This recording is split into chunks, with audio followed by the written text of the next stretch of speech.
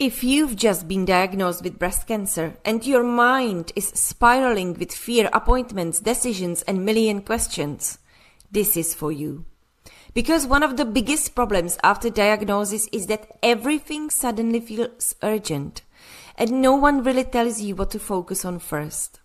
So today, I want to share the first 3 things you need to know after a breast cancer diagnosis, so you can feel a little more grounded, a little more informed, and a little less overwhelmed. Hello, beautiful souls, and welcome to the very first episodes of my new series. I've been diagnosed. Now what?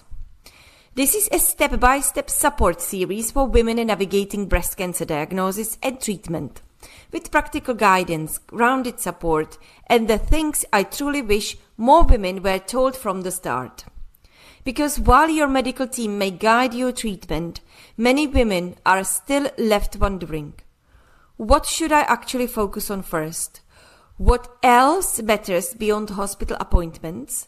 And how do I support myself through this in the best possible way? So let's begin with what matters first. First, start by understanding what your medical team is recommending and why.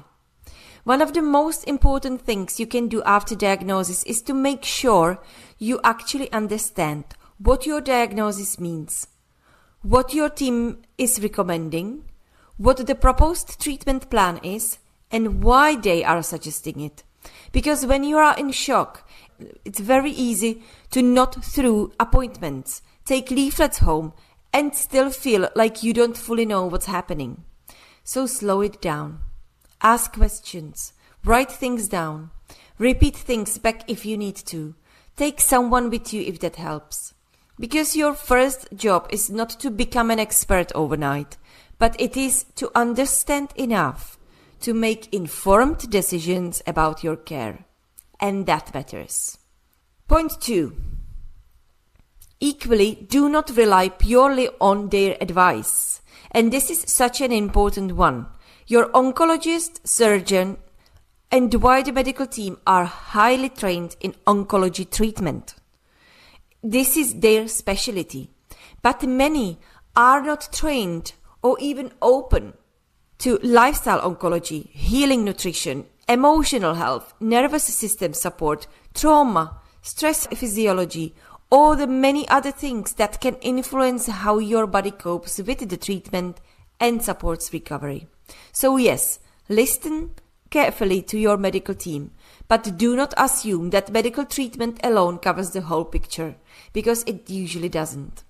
You also need support from people who understand what this journey actually feels like, what may help your body beyond the hospital setting, and how to navigate this experience as a whole human being, not just a diagnosis. This is why support matters so much, and honestly, this is where many women are left far too alone. Point 3. You need to take your journey to health into your own hands. And I don't mean in a fear-based or obsessive way. I mean in an empowered way. Because one of the biggest misconceptions after diagnosis is that once treatment is planned, there is nothing else for you to do except wait, endure, and get through it. But that simply isn't true. There is so much that can still matter when it comes to supporting your body and your healing journey, including how you nourish yourself, how you prepare for treatment, how your nervous system is coping, what stress you are carrying, how well your body is detoxifying, what you are depleted in, how emotionally supported you feel, and what daily choices are either helping or burdening your system. This is not about blame, and it is not about replacing treatment. It is about recognizing that your healing journey deserves your involvement.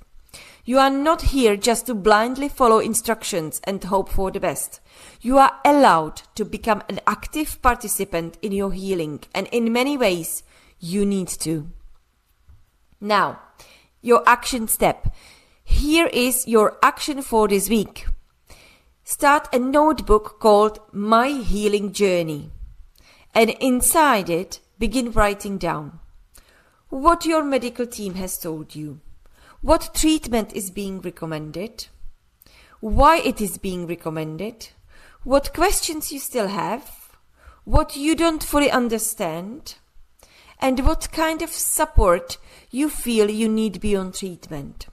Because when you start writing things down and organizing what is happening, you begin to shift from panic into clarity, and that changes everything. Now, next week I'm going to talk about what your oncologist probably won't tell you, but you still need to know. Because there are some really important gaps in care that many women only discover much later, and I want to help you understand them much sooner. If this helped you, make sure you follow or subscribe so you don't miss the next episode. And if you'd like this full step-by-step series sent straight to your inbox, you can register below and I'll send it to you one episode at a time in the right order. And if you need more support right now, you also find my online program and my first one-to-one support session for just £24 in the comments below. You do not have to navigate this alone. With love, Veronica, your breast cancer guide.